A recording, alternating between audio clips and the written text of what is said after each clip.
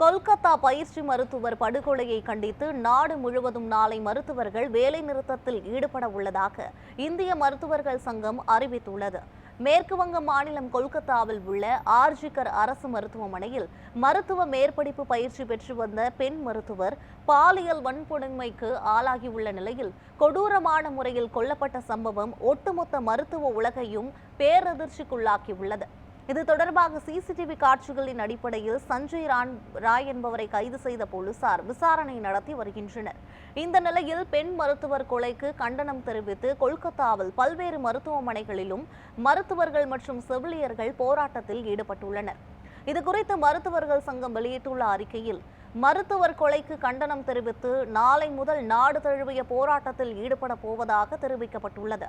அதன்படி அத்தியாவசிய அவசர சிகிச்சைகளை தவிர பிற பிரிவுகளில் மருத்துவர்கள் யாரும் பணியாற்ற போவதில்லை என திட்டவட்டமாக தெரிவித்துள்ளனர்.